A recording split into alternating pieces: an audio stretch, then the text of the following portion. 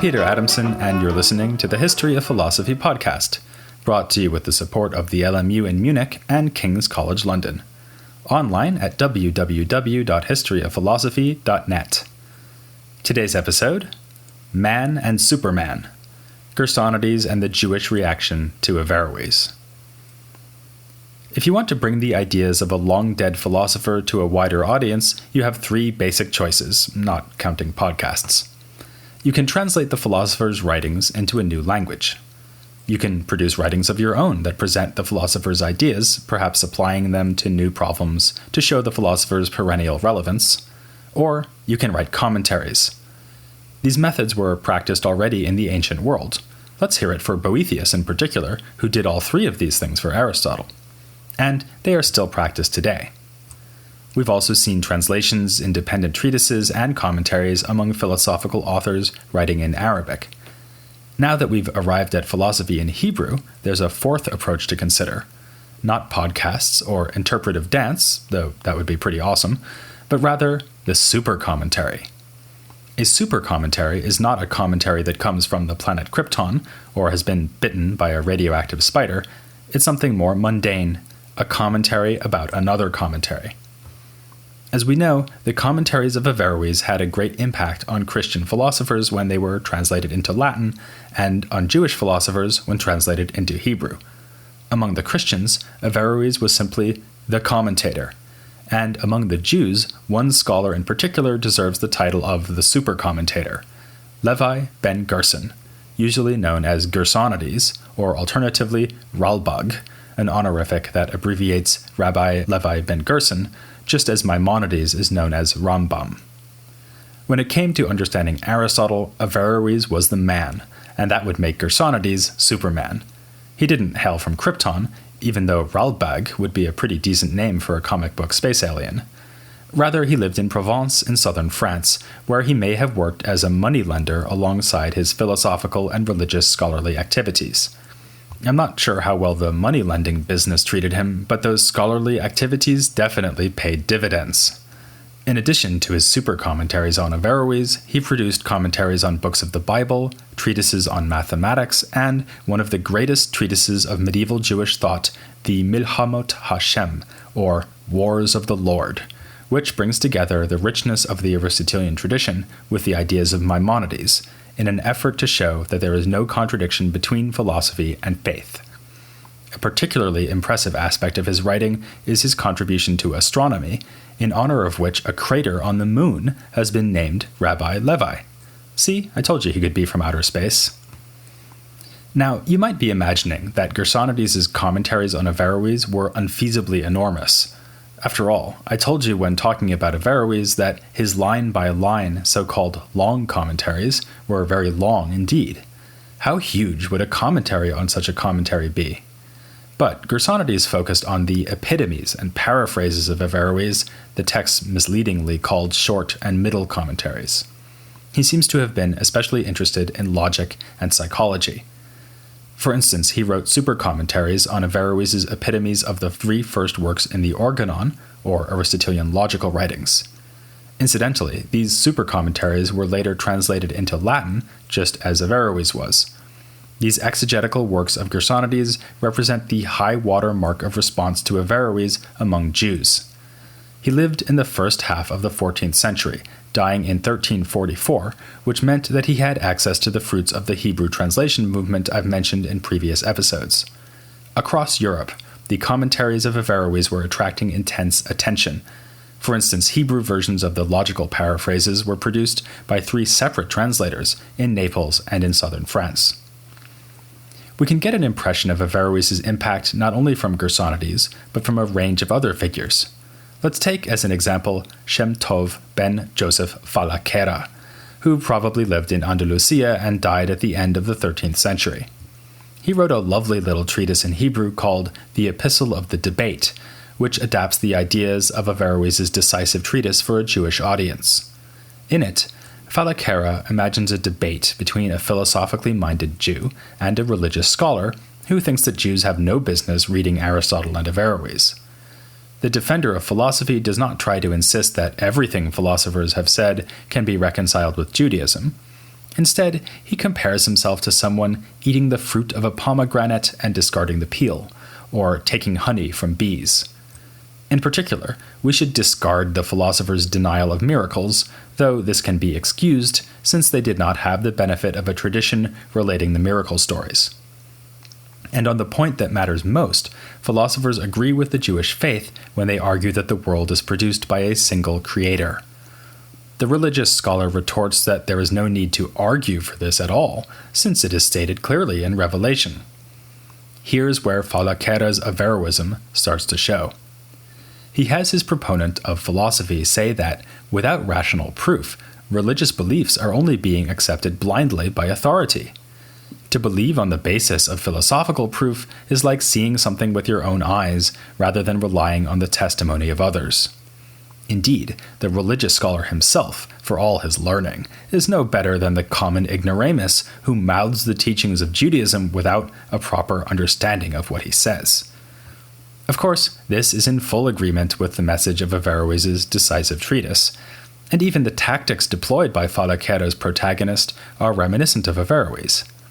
You might remember that Averroes was writing a legal treatise, so he based himself on Quranic quotations and gave arguments that were directed squarely at fellow jurists. Phallakeras's Epistle of the Debate is not a legal document, like Averroes' treatise was, but he too cites scripture in support of philosophy, for instance from Deuteronomy, "Unto you it was shown that you might know the Lord is God." And like Averroes, he argues dialectically, trying to hit anti-philosophy legal scholars where it hurts. Not only does he suggest that such a scholar has no better status than your average Jew, but he draws a comparison between reaching philosophical understanding and using reason to extrapolate from rabbinic texts to lay down new legal judgments. If Phallakeras's epistle shows that Averroes found an eager reception among Jews, it also shows that the Hebrew philosophical movement he helped inspire was hotly debated. You don't write a dialogue like that if there are no real opponents of philosophy to be won over. As we saw last time, even Maimonides sparked both metaphorical and literal fires of controversy. If this great Jewish legal mind could rouse such opposition, what would the community make of non-Jews with problematic teachings, like Aristotle and Averroes? Enter Gersonides. As an expert on Jewish law, or halakha, he was well placed to judge Aristotle's compatibility with the Torah. And, as an expert mathematician and astronomer, he was in a good position to pass judgment on the epistemology and science that came down through the Aristotelian tradition. Following the lead of Maimonides, he did not take the philosopher's word for anything, but passed judgments on their arguments and suggested improvements where needed. The title of his chief philosophical work refers to this task. Using the language of the Bible, he says that he is fighting the wars of the Lord by overturning the mistakes of philosophical predecessors. If Gersonides hoped to silence once and for all the debate about philosophy, he was not successful. One later critic sarcastically referred to his treatise as the wars against the Lord. But certainly, no one could ever accuse Gersonides of uncritically following his philosophical authorities. Anyone who reads the Wars of the Lord will immediately be struck by his exhaustive listing of all the arguments on each topic he tackles. He then suggests problems with each of the positions he has listed, only then declaring his own position. This approach may be inspired by Averroes' commentaries. Averroes, himself adopting the policy of late ancient commentators, would frequently explain all the previous interpretations of a given passage in Aristotle before setting out his own reading. A case in point would be Averroes' notorious discussions of intellect in his 3 works of exegesis devoted to Aristotle's On the Soul. Reading those commentaries, one can learn not only what Averroes thinks Aristotle meant, but also what other commentators, ranging from Alexander to Ibn Bajjah, had said. The Wars of the Lord goes this one better, by summarizing many of the same views on the intellect and throwing Averroes' own position into the mix. Actually, Gersonides was not able to read Averroes' full or long commentary to On the Soul, since it hadn't yet been translated into Hebrew. But, thanks to comments Averroes himself added to his earlier epitome of On the Soul, Gersonides was aware of the rather shocking Averroes thesis that all of humankind shares one intellect. Like the earlier Aquinas, He objects to this that, on this theory, we cannot explain how one person knows while another does not. When I talked about Averroes, I said that this is a bad objection, since Averroes already gave the answer. I experience thinking when the universal intellect uses my sensation, imagination, and memory as a basis for thought. Gersonides understands Averroes well here, so he gives a better version of the objection, saying that if Rubens' intellect is the same as Simon's, then Rubens' intellect can use Simon's sensation just as well as Simon's intellect can. Even though Gersonides has no time for Averroes' idea of a single human intellect, he does accept the long-standing philosophical theory that there is one superhuman, celestial intellect, the so-called agent intellect. Being a super-commentator, maybe he liked the idea of anything superhuman. Like Al-Farabi and Avicenna, he gives this celestial intellect a role in activating human thought, and also makes it responsible for giving forms to material things here on Earth. He notices a problem that previous philosophers had not sufficiently discussed. So focused were they on the theoretical knowledge achieved by philosophers that they never worried about where we get practical knowledge. He fills the gap by saying that the agent intellect helps carpenters know how to build wooden models of giraffes just as much as it helps biologists understand the essential nature of giraffes. Maybe I don't need to say that this isn't Gersonides' example. After all, the agent intellect is also thinking in practical terms, as when it provides Hiawatha with a long neck to get at those tasty leaves high up on the trees. Since the agent intellect is causing everything to happen on Earth on the basis of its universal knowledge, you would think that nothing would escape its notice. It should know every last detail of every event and being that falls under its influence, and that without needing to tap anyone's phones or steam open envelopes to read people's mail. But if this is the case, then a couple of long-standing philosophical problems would seem to be looming. First, will the agent intellect know what is going to happen in the future? For instance, what I am going to do tomorrow? If so, then it looks like I will have no choice about what I do. I know I promised in a previous episode not to bring up this problem again until we hit Latin medieval philosophy, but I am not as good at seeing the future as the agent intellect is. And then there's a second problem. If the intellect's knowledge is really universal, then how will it know about particular things? It might know all about giraffes and even be able to give the form of giraffe to suitably prepared matter, but it couldn't know that Hiawatha is right now taking a nap because that's a bit of information about a particular giraffe. This is just a version of the problem faced by Avicenna, who raised the same issue, but with higher stakes, when he talked about divine knowledge. For Avicenna, God has only general knowledge of the universe, a knowledge God has only by knowing himself as the cause of the universe. This may have been the most controversial position taken by Avicenna, and that's against some stiff competition. It was rejected by many philosophers from all three Abrahamic faiths, including Maimonides among the Jews. Maimonides wanted to insist that God does know about particulars, albeit not in the way that we humans do. As Gersonides relates, in the Guide for the Perplexed, Maimonides names 5 ways in which God's knowledge differs from ours. Whereas we have many acts of knowledge for many things, God knows all things with a single act. He also knows things that don't exist, but might have, whereas we know only what exists. God can know infinity, whereas we can't. God knows changing things without changing, as we do. And finally, my favorite, God knows what will happen in the future without ruling out the possibility that things will be different. One of the most interesting parts of the Wars of the Lord, and that's also against some stiff competition, is Gersonides' critical discussion of Maimonides' distinctions. He has especially interesting things to say about the idea that God's knowledge is infinite, and the idea that God could know the future while leaving open alternate possibilities. Concerning the first point, Gersonides flatly rejects the notion that any knowledge, even God's, could embrace something that is actually infinite. To know something is to place it within a certain definition or limit, the very antithesis of the indefiniteness that characterizes infinity.